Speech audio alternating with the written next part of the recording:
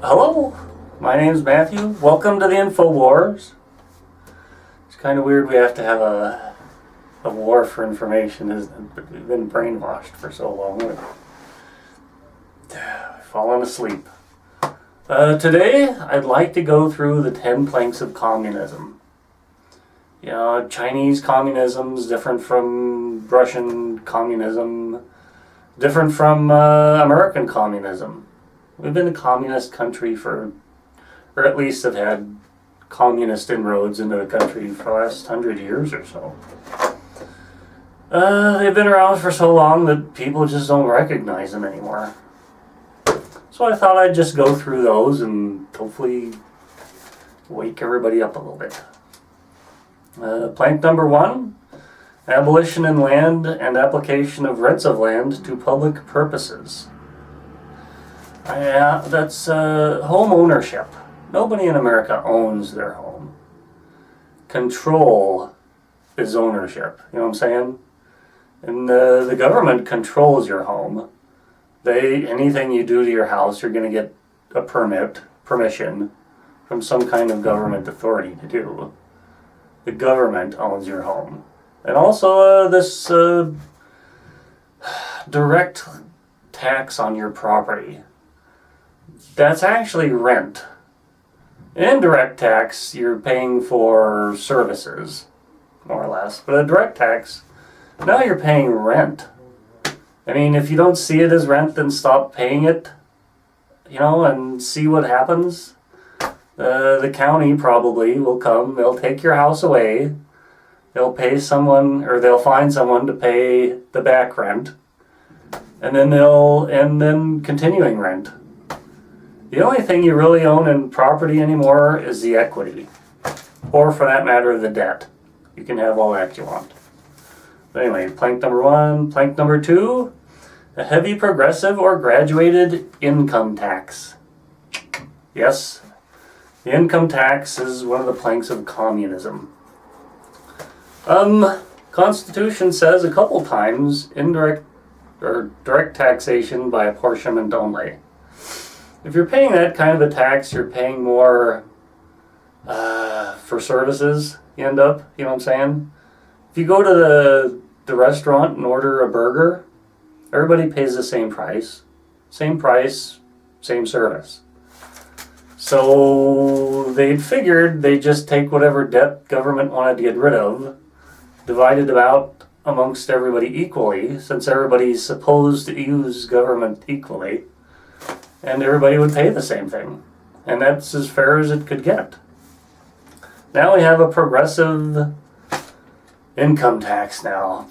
And if you think about it, you know, now the government has to know who you are, where you work, how much income you have, any write-offs, children, all that stuff. How invasive is that? If we could get away with a lot of that stuff, if we went just to a value-added tax, which is indirect, or a sales tax, or went back to the tolls on roads and bridges. That way, if people used a bridge or a road, they paid for it. And if it wasn't economically viable, it didn't get built. So anyway, number 2 was heavy progressive or graduated income tax. Number 3, abolition of all inheritance. This reminds me of the family farm. My first point was, just because somebody died, why does government deserve money now for that? If that individual owed government money, he should have taken it while he was alive. The family farm, you know, used to have big, huge farms and ranches, and, you know, on paper it all looks like those guys are millionaire, but they're just poor as everybody else. But when old granddad dies and passes it on, now the kids are stuck with a huge inheritance tax. They either got to borrow or, you know, sell the farm to pay for the dang thing. And it breaks up private property in private hands. You know what I'm saying? Ranches and stuff get smaller. Unless you're like super wealthy. You can afford it anyway. Inversely, corporations keep getting bigger, don't they? because they never die. Crazy. Anyway, number 4, confiscations of the property of all emigrants and rebels. I'm thinking Karl Marx wanted to do away with the political opposition the best, warmest, fuzziest way he could. That was to take away their property, so they didn't have any resources to work with. Sorry, gonna slow down. I'd like to talk about felons and mention them. You know, not all felons are necessarily bad people. It doesn't take much to run amok of the law anymore. But when people become felons, now we take away their right to vote, the right to oppose us in elections. I don't think that's cool. Also, the right to bear arms. Why shouldn't everybody have the right to do that? To protect themselves against government. Because they're a felon? Do we take that away? I don't think that's cool.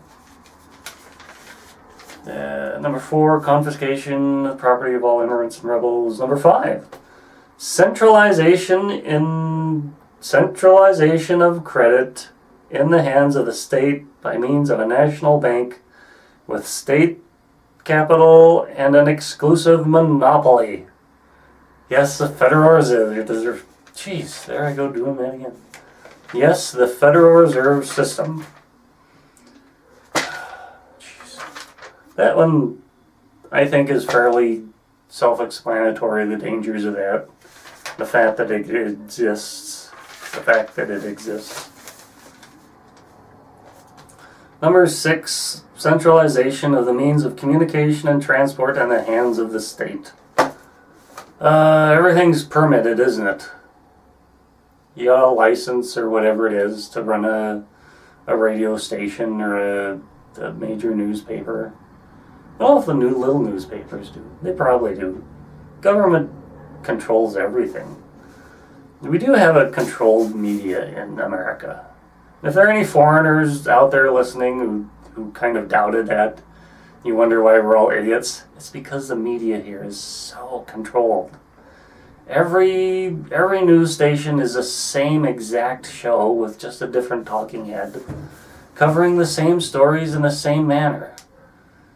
There is alternative stuff, like the internet stuff, some alternative radio stuff, but you gotta kind of watch what you say, don't you? I was saying the other day, where would we be without the internet today? We'd kind of be stuck. It's kind of a groovy thing that came along. When they take it away, we are truly screwed.